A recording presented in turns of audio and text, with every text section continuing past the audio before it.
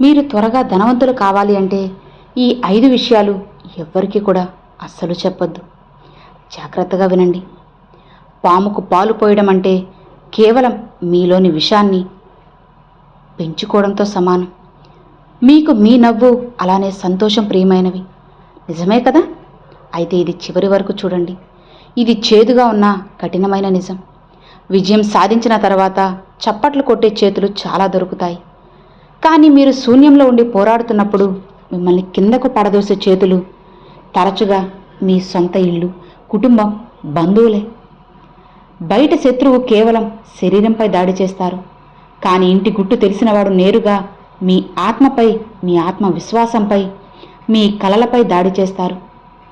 కాబట్టి ఈరోజు మనం కొన్ని ముఖ్యమైన విషయాలను తెలుసుకుందాం. ఇది పుస్తకాలు రాసిన కేవలం మాటలు కాదు. ఇది జీవితంలో ఏదైనా పెద్దది సాధించాలనుకునే ప్రతి వ్యక్తి అనుభవించిన నిజం.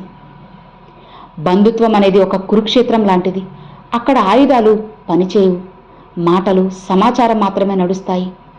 మీ గురించి ఎవరి దగ్గర ఎంత ఎక్కువ సమాచారం ఉంటే వారు మిమ్మల్ని అంత లోతుగా గాయపరుస్తారు. మీలో చాలామంది ఇలా అనుకుంటారు, ఆయన నా పెదనాన్న కదా, ఆమె మా అత్త కదా, వాళ్ళు నా కజిన్ బ్రదర్స్ కదా, వాళ్ళ దాచాల్సింది ఏముంది అని నమ్మేస్తారు. అయితే ఇదే మీ అమాయకత్వం. మీ మెడపై కత్తి పెడుతుంది. గుర్తుపెట్టుకోండి, అతి పరిచయం వల్ల అవమానం జరుగుతుంది. అతిగా విప్పి చెప్పడం వల్ల వినాశనం వస్తుంది. మీరు మీ జీవితం అనే పుస్తకాన్ని అందరి ముందు తెరిచిపెట్టినప్పుడు ప్రజలు దాన్ని అభినందించరు. పైగా దాని పేజీలను చింపి తనకు నచ్చినట్లుగా కథను అల్లుతారు. అవును, కాబట్టి ఈ 5 విషయాలను మీరు గుర్తుపెట్టుకోండి. ఇవి మీకు 5 తాళాలుగా ఉపయోగపడతాయి. వీటిని మీ నోటికి వేసుకోవాల్సిందే. ఇందులో ఒక్క తాళం చెవి తెరిచినా ఉన్నా సరే మీ ప్రగతి, మీ డబ్బు, మీ మానసిక ప్రశాంతత అన్నీ దొంగిలించబడతాయి. కాబట్టి జాగ్రత్తగా వినండి. మొట్టమొదటిది అత్యంత ఘోరమైన తాళం చెవి గురించి తెలుసుకుందాం. దీన్ని 99% మంది ఆవేశంలో తెరిచేస్తారు. అలానే జీవితాంతం పశ్చాత్తాపపడతారు. మొదటి నియమం గుర్తుపెట్టుకో, ఇది మీ పూర్తి జీవితాన్నే మార్చేస్తుంది. మనసా చింతితం కార్యం వచసాన ప్రకాశయత్. అంటే మీరు మనసులో ఏ పని గురించి అయితే ఆలోచించారో అది పూర్తయ్యే వరకు దాని మాట ద్వారా బయట పెట్టకండి. కానీ మనం ఏం చేస్తాం? మన మెదడులో ఒక ఐడియా వస్తుంది. మనం ఏదైనా బిజినెస్ డీల్ చేయబోతున్నాం, లేదా కొత్త ఆస్తి కొనే ఆలోచనలో ఉన్నాం. అప్పుడు ఆ మాట కడుపులో దాగదు. అందరికంటే ముందు ఫోన్ చేసి ఎవరో ఒక ముఖ్యమైన బంధువుకు చెబుతాం, పెదనాన్నగారు ఆశీర్వదించండి, నేను వచ్చే నెల కొత్త ఫ్యాక్టరీ పెడుతున్నాను అని, లేదా తమ్ముడు నేను విదేశాలకు వెళ్ళడానికి సిద్ధమవుతున్నాను అని. ఇలా మీరు అన్న వెంటనే మీరు మీ వైఫల్యానికి పునాది వేశారు. ఎందుకు అనే విషయానికి వస్తే దీని వెనుక 2 పెద్ద మానసిక కారణాలుంటాయి. మొదటిది డోపమైన్, మత్తు. మీరు సరిగ్గా మీ ప్లాన్ ఎవరికైనా సరే చెప్పినప్పుడు వారు వావ్ ఏముందరా అని అంటే ఆ పని పూర్తయిన తర్వాత రావాల్సిన ఆనందం మీ మెదడుకు ఇప్పుడే దొరుకుతుంది. మీ మెదడు ప్రశాంతంగా ఉంటుంది. మీలోని ఆకలి చచ్చిపోతుంది. మీరు ఆ పట్టుదలతో పని చేయలేరు. రెండవ కారణం ఇంకా ప్రమాదకరమైనది. అదే నెగిటివ్ది. అంటే దిష్టి. మీరు ఏదైనా పెద్దది చేయబోతున్నారని మీ బంధువులకు చెప్పినప్పుడు వారి మనసులో మొదటి వచ్చే ఆలోచన నా మేనల్లుడు ఎంత తెలివైనవాడు అని కాదు, బదులుగా వీడు గనక పెద్దవాడైతే నా కొడుకు వీడి ముందు చిన్నగా కనిపిస్తాడు అని. ఇది అసూయ యొక్క మనస్తత్వం. తరువాత ఇక మీపై తీపి విషం చల్లడం మొదలవుతుంది. వారు మీతో అంటారు, అరే ఈ ఐడియా బాగుంది, కానీ ఈ రోజుల మార్కెట్ చాలా డౌన్ ఉంది. శర్మ గారి అబ్బాయి కూడా ఇదే చేశారు, రావు గారి అబ్బాయి కూడా ఇదే చేశారు, అప్పుల్లో మునిగిపోయారు అని. వాళ్ళు మీ ముందు 100 అడ్డంకులు చూపిస్తారు. వారి ఉద్దేశం మిమ్మల్ని రక్షించడం కాదు, భయపెట్టడం. మెల్లగా వాళ్ళ నెగిటివ్ మాటలు మీ సబ్కాన్షియస్ మైండ్లో ఉండిపోతాయి. మీకు మీ మీదే అనుమానం మొదలవుతుంది. మీరు పనిలో పెట్టాల్సిన శక్తిని ఇప్పుడు సందేహాలతో పోరాడడానికి ఖర్చు చేస్తారు. చివరికి ఏమవుతుంది? మీరు ఆ పని మొదలే చేయరు, లేదా భయంగా చేసి ఫెయిల్ అవుతారు. అయితే ఇక్కడ ఆశ్చర్యకరమైన విషయం ఏంటి అంటే అదే బంధువులు మళ్ళీ వచ్చి సానుభూతి చూపిస్తూ అంటారు, మేము ముందే చెప్పాం కదా, నువ్వే వినలేదు అని. అందుకే మనం నేర్చుకోబోయే మొదటి నియమం సర్ప్రైజ్ ఇవ్వడం నేర్చుకోండి, సమాచారం ఇవ్వడం కాదు. మీ ప్లాన్స్ని ఎంత రహస్యంగా ఉంచండి అంటే, మీరు విజయం సాధించిన రోజు బంధువులకి అస్సలు వార్త కూడా అందకూడదు. వారికి నేరుగా షాక్ తగలాలి. ఫలితం శబ్దం చేసినప్పుడు అసూయపడే వారి నోళ్ళు అవే మూతపడతాయి. సమయానికి ముందే బయటపడిన పథకం గర్భంలో మరణించిన బిడ్డతో సమానం. దానికి భవిష్యత్తు ఉండదు. తదుపరి అడుగును అది చరిత్ర అయ్యేంత వరకు పూర్తి కానివ్వదు. గుర్తుపెట్టుకోండి, ప్లాన్ ఒక్కటి దాస్తే సరిపోతుందని మీరు అనుకుంటే అది పెద్ద పొరపాటే. ఎందుకో తెలుసా? ఇప్పుడు నేను చెప్పబోయే రెండో విషయం ప్లాన్ కంటే చాలా సున్నితమైనది. ప్లాన్ దెబ్బతింటే కొత్తటి తయారు చేయవచ్చు, కానీ మీరే ఈ రెండో విషయాన్ని చెప్పేస్తే వారు మీ వెన్నెముకను విరిచేస్తారు. ఇది మనం తరచుగా భావోద్వేగంలో లోనై మనవాళ్లే కదా అని చేసే తప్పు. రెండవ నియమం, మనిషి నైజం ఏంటి అంటే అతను దుఃఖంలో ఉన్నప్పుడు అతనికి ఒక భుజం కావాలి. ఇంట్లో గొడవలు జరుగుతున్నాయి, భార్యతో పడడం లేదు, పిల్లలు విసిగిస్తున్నారు, లేదా ఏదైనా కోర్టు కేసులో చిక్కుకున్నారు. ఇలాంటి క్లిష్ట సమయాల్లో మనకు అనిపిస్తుంది, సరే బంధువులతో మాట్లాడదాం, వాళ్ళు పెద్దవాళ్ళు కదా, ఏదో ఒక దారి చూపిస్తారు అని. లేదా మన కజిన్స్తో మాట్లాడదాం, షేర్ చేసుకుందాం, మనసు తేలిక పడుతుంది అని అనుకుంటారు. అయితే ఇలాంటి పనులు చేయాలనుకునే ముందే ఆగిపోండి. ఎందుకంటే ఇక్కడే మీరు మీ మరణ శాసనంపై సంతకం చేస్తున్నారు. మీ బాధను ఎప్పుడూ కూడా ప్రదర్శించకండి. ఎందుకంటే ప్రపంచం దగ్గర మందు తక్కువ, ఉప్పు ఎక్కువ. మీరు మీ బలహీనతను లేదా ఇంటి గొడవను ఏ బంధువుకైనా చెప్పినప్పుడు వారికి బాధ కలగదు. వారికి ఆనందించేందుకు కంటెంట్ దొరుకుతుంది, మసాలా దొరుకుతుంది. మీరు ఏడుస్తూ మీ బాధను వినిపిస్తారు, వారు శ్రద్ధగా వింటారు. బహుశా 2 కన్నీళ్లు కూడా కార్చవచ్చు, మీ తల నిమరొచ్చు. కానీ వారు మీ ఇంటి బయటకు వెళ్ళిన వెంటనే మీ బాధ ఒక బ్రేకింగ్ న్యూస్ అయిపోతుంది. మరుసటి రోజు పూర్తి వంశానికి తెలుస్తుంది పలానా వారింట్లో ఏం జరుగుతుందో అని. మీరు సానుభూతి కోసం చెప్పిన ఆ ఒక్క మాట ఇప్పుడు మీ క్యారెక్టర్ మీద దాడి చేసే ఆయుధంలా మారుతుంది. ఒక్కసారి ఆలోచించండి.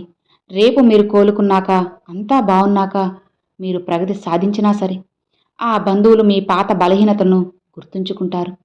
మీరు తలెత్తుకున్నప్పుడల్లా వారు లోపల అనుకుంటారు, అరే వీడి మాటలు వదిలేయండి, వీడింటి పరిస్థితులు నాకు తెలుసు, ఏడుస్తూ వచ్చాడు నా దగ్గరికి.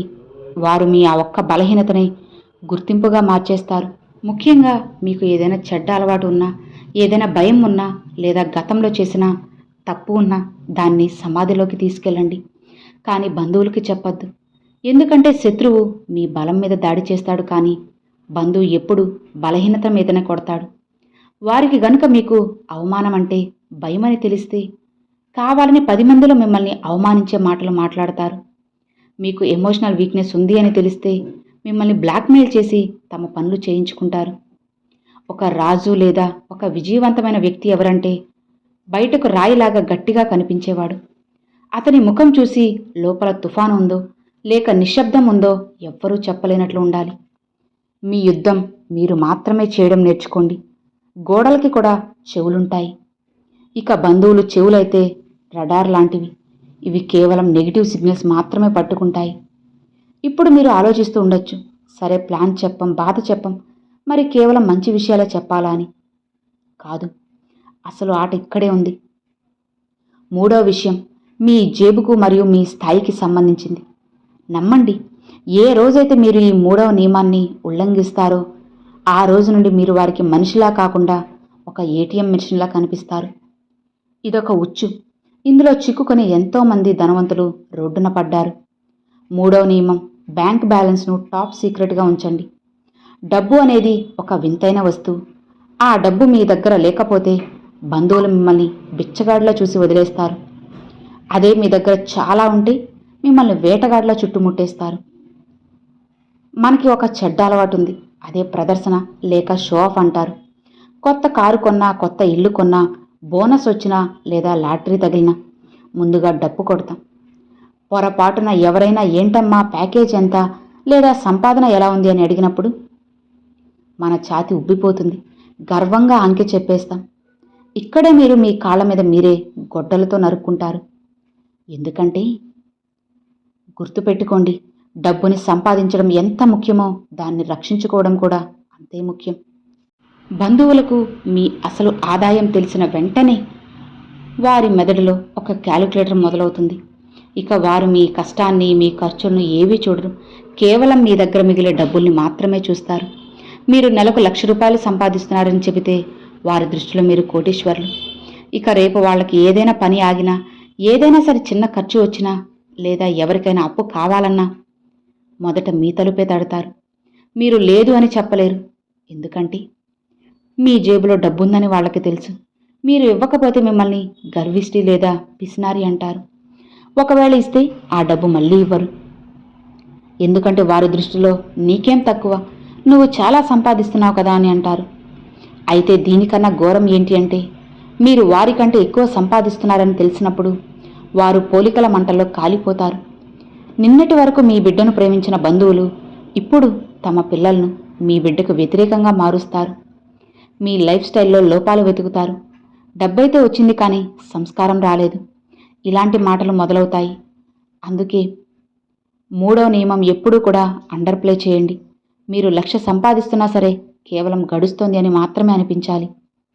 మీ కార్లు, మీ బ్రాండెడ్ బట్టలు, అలానే మీ లగ్జరీల ధరల ట్యాగ్ బంధువుల ముందు తెరవద్దు. వారు అడిగినప్పుడు నవ్వి చెప్పండి, ఏదో గడుస్తోంది, ధరలు పెరిగాయి, ఖర్చులు సరిపోవడం లేదు అని. గుర్తుపెట్టుకోండి, ఏడ్చేవాడిని ఎవ్వరూ అప్పడుగురు. అలానే పేదవాళ్లా కనిపించేవాడిని చూసి ఎవ్వరూ అసూయపడరు. మీ సంపదను ఎప్పుడూ రహస్యంగా ఉంచాలి. వారిని ఊహించుకొనివ్వండి, కానీ నిజం మాత్రం చెప్పొద్దు. ఏ రోజైతే మీ నెట్వర్క్ మొత్తం తెలుసుకుంటారో ఆ రోజు నుండి మీ భద్రత, ప్రశాంతత రెండూ ప్రమాదమే. ఇక 4వ నియమం. ఈ మాట కాస్త వింతగా మీకు అనిపించవచ్చు, కానీ ఇది ముఖ్యమైనది అని కూడా చెప్పుకోవచ్చు.